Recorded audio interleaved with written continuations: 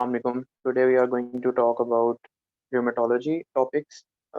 आपने जो है वो किस तरह डिफरेंट टाइप्स ऑफ आर्थराइटिस में डिफरेंशिएट करना है जब आपके पेपर में इसका क्वेश्चन आएगा, और एट द एंड हम कुछ प्रैक्टिस क्वेश्चंस करेंगे ताकि आपको जो है ये सारा क्लियर हो जाए। जब भी आपके पास कोई सिनेरियो आएगा जिसमें जॉइंट पेन या आर्थराइटिस की बात होगी तो आपने ये वाले क्वेश्चंस उसमें जो है अपने से करने हैं कि इसमें से जो है उसमें क्या क्या चीज़ें जो है वो प्रेजेंट हैं। सबसे पहले आपने देखनी है as, then distribution of joint involvement, then duration of the symptoms। Fourth number पे आपने सिस्टेमिक इन्वॉल्वमेंट देखनी है कि उसमें सिर्फ जॉइंट के रिलेटेड सिम्टम्स आ रहे हैं या लंग्स, किडनीज, स्किन, कोई और सिस्टम भी इन्वॉल्व हो रहा है। फिफ्थ पे आप जो साइंस ऑफ इन्फ्लेमेशन देख सकते हो, और सिक्स पे आपने साइनोवियल फ्लूइड का एग्जामिनेशन करके उसकी फाइंडिंग्स अगर दी हुई हैं क्वेश्चन में तो उसकी बेसिस पे कैसे डिफरेंशिएट करोगे। वन बाय वन हम इसको डिस्कस करेंगे ब्रीफली। एज जो है आपके पास वो आपको कैसे डिफरेंशिएट करवाएगी। तो आपके पास यंग एज में पेशेंट आया हुआ होगा ना, 18, 20, 25, 30, ये यंग एज में आएगा पेशेंट, तो इसको दो डिजीज हो सकती हैं जो आपके सामने यहाँ लिखी हुई हैं। एनकाइलोजिंग स्पॉन्डिलाइटिस हो सकता है या एसएलई हो सकता है इस पेशेंट में। मिडिल एज में जो आएगा 40s 50s में, उसमें रोमेटाइड आर्थराइटिस और गाउट आप सोचोगे, और ओल्ड एज में जो आएगा उसमें आप जो है ऑस्टियोआर्थराइटिस सोचोगे। ठीक है, अगर कोई बच्चा आ जाता है तो उसमें ज्यादा कॉमन जो है वो सेप्टिक आर्थराइटिस है, हिमार्थ्रोसिस हो सकता है वो पेशेंट हो हीमोफीलिया वगैरह का, या कोएगुलेशन डिसऑर्डर है उसको कोई, तो उसमें हिमार्थ्रोसिस होता है, वो भी बिल्कुल आर्थराइटिस की तरह प्रेजेंट कर रहा होता है। इसी तरह एएलएल हो सकता है इस पेशेंट को। तो ये अलग चीज़ें हमने पीड्स की वीडियोस डिस्कस की हैं, आपको सजेशन जो है राइट अपर कॉर्नर पे आ रहा होगा या आप वीडियो देख सकते हो।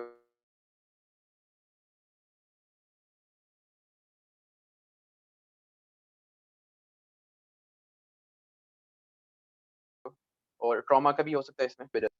सिम्टम्स हो गया है कि अगर यंग पेशेंट है तो आपने एनकाइलोजिंग स्पॉन्डिलाइटिस और एसएलई सोचना है, मिडिल एज पेशेंट है तो आपने रूमेटॉइड आर्थराइटिस और गाउट या सूडो गाउट सोचना है, और अगर ओल्ड पेशेंट है तो आपने ऑस्टियोआर्थराइटिस सोचना है।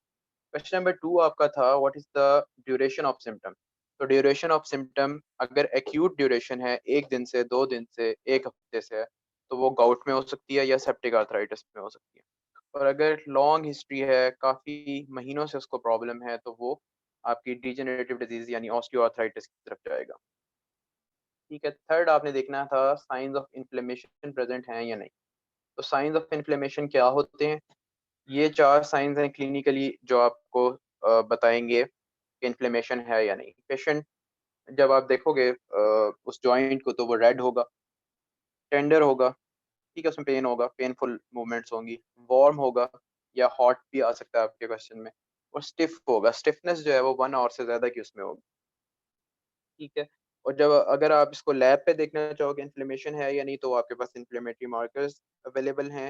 Erythrocyte sedimentation rate, ESR will be raised, and C reactive proteins के लेवल जो होंगे वो रेज्ड होंगे। तो ये आपने तीन क्वेश्चंस के आंसर कर लिए हैं। अब फोर्थ क्वेश्चन हमारा था कि what is the distribution of involvement. Joint कौन कौन से इन्वॉल्व हैं और किस तरह की उसकी डिस्ट्रीब्यूशन है। तो ये आपके सामने दी हुई है, चार तरह की डिस्ट्रीब्यूशन आपके पास हर क्वेश्चन में हो सकती है। इन्हीं चार में से एक होगी पॉली आर्टिकुलर सिमेट्रिक इन्वॉल्वमेंट, यानी एक से ज्यादा जॉइंट इन्वॉल्व हैं, बल्कि तीन चार से ज्यादा जॉइंट इन्वॉल्व हैं, but right side of the body के जॉइंट जो इन्वॉल्व हैं वही left side of the body के जॉइंट इन्वॉल्व हैं। For example right knee involve है तो लेफ्ट नी भी इन्वॉल्व है। राइट अगर small joints of hand involve हैं तो left small joints of hand he involve होंगे। ठीक है, या तो ये हो सकती है। तो इसमें दो डिजीज हैं आपके पास, रूमेटॉइड आर्थराइटिस और SLE. Second mono articular one joint involvement, वो आपकी सिर्फ दो डिजीज में होती है, या तो ऑस्टियोआर्थराइटिस में होती है या सेप्टिक आर्थराइटिस में होती है, कि सिर्फ एक ही जॉइंट इन्वॉल्व हुआ हुआ। थर्ड पे आप देखोगे कि माइग्रेटरी पॉलीआर्थराइटिस तो नहीं है। माइग्रेटरी पॉलीआर्थराइटिस मीनिंग एक जॉइंट में हुआ पेन, वो रिजॉल्व हो गया, वो ठीक हो गया, और फिर दूसरे जॉइंट में स्टार्ट हो गया। फॉर एग्जांपल राइट नी में पेन था, वो ठीक हो गया, एंकल जॉइंट में पेन स्टार्ट हो गया। ठीक है, तो ये टिपिकल है आपके पास रोमेटिक फीवर का। और एक अनयूजुअली आपके पास अगर आ जाए तो गोनोकोकल डिसमिनेटेड गोनोकोकल आर्थराइटिस में भी ये हो सकता है, लेकिन आपने रोमेटिक फीवर याद रखनी है इस लेवल पे। फोर्थ आपके पास टाइप है डिस्ट्रीब्यूशन की ओलिगो आर्टिकुलर एसिमेट्रिक। तो oligo articular meaning more than one joint involve हो रहा है, बट इन्वॉल्वमेंट इज एसिमेट्रिक। अगर लेफ्ट साइड की नी इन्वॉल्व है तो राइट साइड का हो सकता है एल्बो इन्वॉल्व हो, तो सिमेट्रिकल इन्वॉल्वमेंट नहीं होगी। राइट जॉइंट्स और लेफ्ट जॉइंट्स जो हैं आपकी बॉडी के, वो इकट्ठे इन्वॉल्व नहीं हो रहे होंगे, सिमेट्रिकल नहीं होगा। ये आपके पास दो इंपॉर्टेंट डिजीज हैं, ऑस्टियोआर्थराइटिस में भी हो सकता है और एनकाइलोजिंग स्पॉन्डिलाइटिस में भी हो सकता है। अब इसमें आप देख रहे हो कि ऑस्टियोआर्थराइटिस मोनो भी आर्टिकुलर भी प्रेजेंट कर सकता है और ओलिगो आर्टिकुलर एसिमेट्री भी प्रेजेंट कर सकता है, तो ये आपने याद रखना है। उसके अलावा कुछ टिपिकल चीजें हैं, जिस तरह गाउट का जो पेन होगा वो आपका स्टार्ट होगा अ, जो जो आपका बिग टो है, ठीक है, इधर हो सकता है। इसी तरह ऑस्टियोआर्थराइटिस जो होता है वो टिपिकली इन्वॉल्व कर होता है स्मॉल जॉइंट ऑफ हैंड को, नी जॉइंट को, ठीक है, वेट बेयरिंग है क्योंकि नी जॉइंट। इसी तरह जो रूमेटॉइड आर्थराइटिस होता है वो स्पेयर कर रहा होता है डिस्टल इंटरफेरेंजियल जॉइंट। तो ये चीजें भी आपने क्वेश्चन में देखनी है। अगर उसने कह दिया कि स्पेयर है, डिस्टल इंटरफेरेंजियल जॉइंट इन्वॉल्व नहीं है, तो आप का रूमेटॉइड की तरफ चला जाएगा माइंड। तो इस तरह आपने ये करना है। अच्छा, उसके बाद हमारा नेक्स्ट क्वेश्चन था, is there a systemic involvement. तो सिस्टेमिक इन्वॉल्वमेंट आपके पता ही है, एसएलई में आपके पास निमोनिक भी है, soap brain MD. S for serositis, यानी प्लूरा है जो पेरिकार्डियम है, ये इन्फ्लेम्ड होगी, सिरोजा जो है सारी, ठीक है। ओ से ओरल अल्सर्स होंगे, ए से आर्थ्रेल्जिया आर्थराइटिस होगा, ओ पी से फोटोसेंसिटिविटी, बी फॉर ब्लड में डिरेंजमेंट्स होंगी, renal involvement, ANA positive, immunologic involvement, neurologic involvement, malar and discoid rash. ये आपका सो ब्रेन एमडी बन रहा है, ठीक है। तो अगर सिर्फ जॉइंट में पेन है तो आपके पास सेप्टिक आर्थराइटिस हो सकता है, ऑस्टियोआर्थराइटिस हो सकता है। टिपिकली ऑस्टियोआर्थराइटिस में कोई भी और चीज इन्वॉल्व नहीं होती, सिर्फ जॉइंट इन्वॉल्वमेंट होती है। और दूसरी तरफ आप देखोगे रूमेटाइड आर्थराइटिस में रूमेटाइड नोड्यूल्स बनते हैं, किडनी इन्वॉल्व हो सकती है वगैरह वगैरह। सिस्टेमिक स्क्लेरोसिस है, उसमें आपके पास रेनॉल्ड फिनोमिना होगा, ठीक है। एनकाइलोजिंग स्पॉन्डिलाइटिस में यूवियाइटिस कॉमन है, और भी बहुत सारी इसकी एक्स्ट्रा आर्टिकुलर मैनिफेस्टेशंस हैं, ठीक है। इसी तरह वेजनर्स जो है उसमें राइनाइटिस होता है, साइनोसाइटिस होता है, लंग्स और किडनीज इन्वॉल्व होती हैं। यहाँ पे मैंने वैसे डिफरेंशिएट करने के लिए आपको बता दिया कि जो गुड पास्चर है वो उसमें सिर्फ लंग्स एंड किडनीज इन्वॉल्व होते हैं, ठीक है। उसको वेजनर से आपने अगर डिफरेंशिएट करना है तो वेजनर्स में आपके पास साइनोसाइटिस और राइनाइटिस होगा, ठीक है। अपर एयरवे भी इन्वॉल्व होगा, नॉट जस्ट लोअर एयरवे। तो तब आप उसको वेजनर्स की तरफ आप जाओगे, ठीक है। जीपी ये आपका निमोनिक है, जी फॉर गुर्दे एंड पी फॉर फेफड़े, मतलब लंग्स एंड किडनीज दोनों इन्वॉल्व है आपके, ये अगर आप याद रखना चाहो। और कुछ भी इन्वॉल्वमेंट नहीं होती इसमें, ठीक है। एंटी जीबीएम एंटीबॉडीज वो आपको पता है, जबकि वेजनर्स जो है वास्कुलाइटिस है। अच्छा, नेक्स्ट हमने चीज देखनी है साइनोवियल फ्लूइड। साइनोवियल फ्लूइड में आपके पास 3 सीज आपने चेक करने हैं, सेल्स यानी डब्ल्यूबीसीज, कल्चर एंड क्रिस्टल्स। तो सेल्स की ये आपके पास लिमिट्स लिखी हुई हैं, 2000 से कम अगर सेल्स हैं इट मींस के कोई जो है डीजेनरेटिव डिजीज है, ठीक है, इन्फ्लेमेटरी डिजीज नहीं है। फॉर एग्जांपल ऑस्टियोआर्थराइटिस हो सकता है, ठीक है। अप टू 50,000 तक सेल्स हैं तो इट मींस इन्फ्लेमेटरी डिजीज है, not infective, only inflammatory disease है। उसमें आपके पास एसएलई, रूमेटाइड आर्थराइटिस, गाउट कुछ भी हो सकता है। और मोर देन 50,000 है तो आपके पास इन्फेक्टिव यानी कि सेप्टिक आर्थराइटिस आ जाएगा। क्रिस्टल्स आपको पता ही है, गाउट और सूडो गाउट में पॉजिटिव होते हैं, गाउट में नीडल शेप्ड होते हैं, नेगेटिवली बायरेफ्रेंजेंट होते हैं। सूडो गाउट में रोम्बाइड शेप्ड क्रिस्टल्स होते हैं एंड पॉजिटिवली बायरेफ्रेंजेंट होते हैं। कल्चर सिर्फ सेप्टिक में पॉजिटिव होगा, हो सकता है सेप्टिक में भी पॉजिटिव कल्चर ना मिले आपको। तो ये 3 चीजें आपने देखनी होती हैं, ये आपके क्वेश्चन में दी गई हो सकती हैं। उसके अलावा एडिशनल इन्फॉर्मेशन क्या हो सकती है, एंटीबॉडीज के बारे में इन्फॉर्मेशन हो सकती है आपके क्वेश्चन में। एएनए एसएलई के साथ एसोसिएटेड है, रूमेटाइड फैक्टर रूमेटाइड आर्थराइटिस के साथ एसोसिएटेड है, but not specific to rheumatoid arthritis. अगर रूमेटाइड फैक्टर नेगेटिव भी है तब भी रूल आउट नहीं होता रूमेटाइड फैक्टर। इसी तरह एंटी सिट्रुलिनेटेड पेप्टाइड है, ये हाईली स्पेसिफिक एंड सेंसिटिव है फॉर रूमेटाइड आर्थराइटिस। अगर ये नेगेटिव है तो आपका रूमेटाइड आर्थराइटिस रूल आउट हो जाएगा। आरएफ रूमेटाइड फैक्टर से रूल आउट नहीं होगा। एएनए आपको पता है एसएलई के साथ है। इसके अलावा कुछ हमारे पास यंग एज में जो एंकाइलोजिंग स्पॉन्डिलाइटिस है या स्पॉन्डाइलो आर्थ्रोपैथीज हैं, उनकी फीचर्स हैं 3-4। वो HLE-B27 एसोसिएटेड होते हैं, ठीक है। उसमें lower back pain, axial skeleton को इन्वॉल्व कर रहे होते हैं ना, तो लोअर बैक पेन होता है, ठीक है। सिस्टेमिक सिम्टम्स होते हैं उसमें, यूवियाइटिस वगैरह और इस तरह के हो सकते हैं। और ये क्लास है स्पॉन्डिलोआर्थ्रोपैथी, इसमें जो है वो मल्टीपल डिजीज आती है। एनकाइलोजिंग स्पॉन्डिलाइटिस भी आता है, रिएक्टिव आर्थराइटिस जिसको आप रीटर्स कहते हो, उसका निमोनिक लिखा हुआ है मैंने, can't see can't pee can't climb a tree. See can't see क्यों? Because conjunctivitis, can't pee because of arthritis, and can't climb a tree because of arthritis. तो ये इससे याद रख सकते हो. It is one of the treatable type of spondyloarthropathies. ये आपका MCQ आता है. इसको आप एंटीबायोटिक्स दोगे हाई डोज तो ये ट्रीट हो सकता है और क्लेमीडिया के साथ ये एसोसिएटेड होता है. ठीक है, तो यहाँ तक हमने जो है वो अपने जो हमारे 6 क्वेश्चंस हमने पूछने थे किसी भी सिनेरियो में वो दोबारा से देख लेते हैं हम. Age, distribution, duration of the symptoms, systemic involvement, signs of inflammation and synovial fluid. ये हमने वन बाय वन डिस्कस किया है और अब हम जो है वो कुछ प्रैक्टिस क्वेश्चंस देखते हैं इसके. ठीक है, ये आपके पास सारी इसकी आ जाएंगी. तो आप स्क्रीनशॉट लेके रख लो अगर आपको ये क्लियर है. अच्छा, एक इसमें पॉइंट रहेगा कि साइंस ऑफ इन्फ्लेमेशन की बेसिस पे आप डिफरेंशिएट करोगे क्या. अगर साइंस ऑफ इन्फ्लेमेशन प्रेजेंट हैं तो ये आपके पास ऑस्टियोआर्थराइटिस कभी भी नहीं होगा. अगर एब्सेंट है तो एब्सेंट ऑस्टियोआर्थराइटिस की तरफ जाएगा. Osteoarthritis is a degenerative disease, उसमें जो है इन्फ्लेमेशन नहीं होती.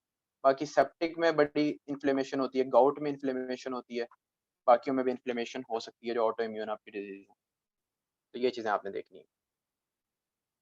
तो क्वेश्चन की तरफ चलते हैं. Question number 1 is an 18-year-old boy presents with low backache that radiates to the buttocks of the back, buttocks and the back of thigh.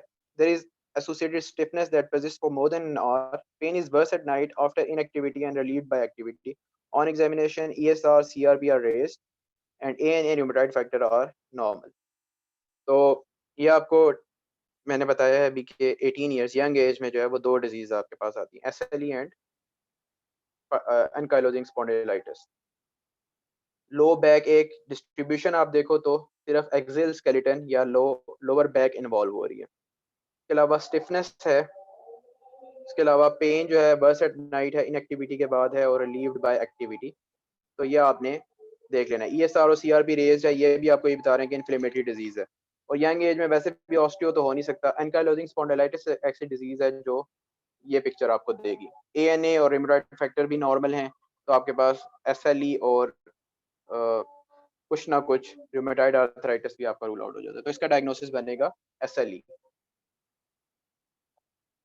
Okay, next question. 28-year-old female presents with swelling and bluish discoloration of fingers on exposure to cold. Her investigation shows HP of 8, low है. TLC of 3000, ये भी लो है. पोलीज उसमें ज़्यादा हैं. Platelets मतलब neutrophils बड़े हुए हैं. प्लेटलेट्स 90,000, ये भी कम है. ANA and double stranded DNA antibodies are strongly positive. तो ये मैं आपको पहले ही बता चुका हूँ. ANA and double stranded DNA antibodies जो होती हैं वो किस डिजीज में पॉजिटिव होती हैं.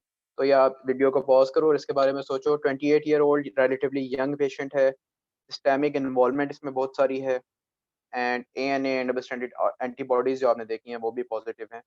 तो what will be the diagnosis. The diagnosis is SLE. तो SLE जो है वो इस तरह के जो है वो सोप ब्रेन MD आपने याद रखना है. आगे इसने बताया हुआ सारा कि बाकी फाइंडिंग्स भी उसकी इसी तरह की हैं. ठीक है. Next question. A 64-year-old man comes to you for the evaluation of knee pain. तो एज देखो आप, डिस्ट्रीब्यूशन देखो, सिर्फ नी इन्वॉल्वमेंट है एंड एज 64 ईयर्स है.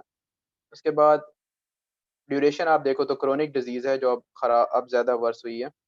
And he denies conditional symptoms and other joint pain except for his left, second, and third DIPs. He has noticed stiffness in the morning. ठीक है. Crepitations भी हैं but there is no evidence of swelling, warmth and rhythm of the knee. The body testing is unremarkable. तो इसमें ही आपको confuse करने के लिए उसने जो डिस्टल इंटरफेरेंजियल जॉइंट है उसको उसने एक्सक्लूड कर दिया.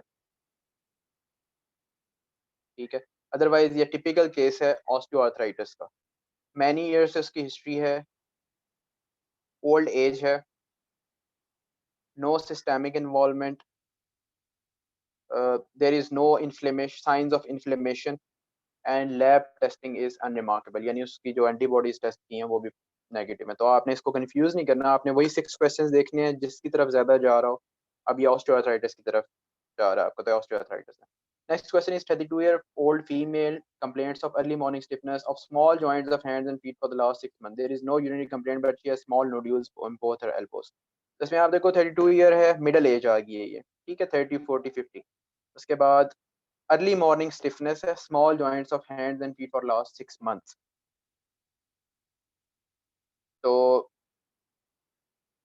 पॉली आर्टिकुलर सिमेट्रिक इन्वॉल्वमेंट इसकी दी हुई है इन्होंने, कोई सिस्टेमिक इन्वॉल्वमेंट नहीं है other than small nodules on both elbows. तो ये आपको पता है रूमेटॉइड नोड्यूल्स हैं, तो इजी सा क्वेश्चन है, रूमेटॉइड आर्थराइटिस का आपका आंसर बनेगा। Next question is 46-year-old man who was recently started on atenolol and furosemide for his hypertension was broken up in the middle of a night by excruciating pain in the left big toe. Woken up हो गई, मतलब wake up, उसको जाग गया।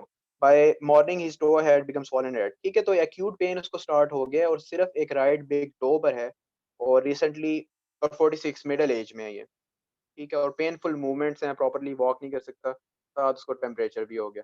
तो ये science of inflammation भी positive है, इसमें एक्यूट डिजीज है, मिडिल एज में है। तो जो हमने अभी 6 क्वेश्चंस डिस्कस किए हैं उसके अकॉर्डिंगली ये आपका क्या बन रहा है, क्रिस्टल इंड्यूस्ड ऑर्थोपैथी या गाउट बन रहा है आपके पास। ठीक है, तो ये आपने डायग्नोस ऐसे कर लेना। ये पास पेपर्स हम लोगों ने डिस्कस किए हैं, M2 के S1 S2 सारे सब्जेक्ट्स के पास पेपर डिस्कस हुए हुए हैं। आप जो है वो डिफरेंट प्लेलिस्ट में इस चैनल पे देख सकते हो और इंशाल्लाह नेक्स्ट वीडियो में मिलते हैं। अल्लाह हाफिज़।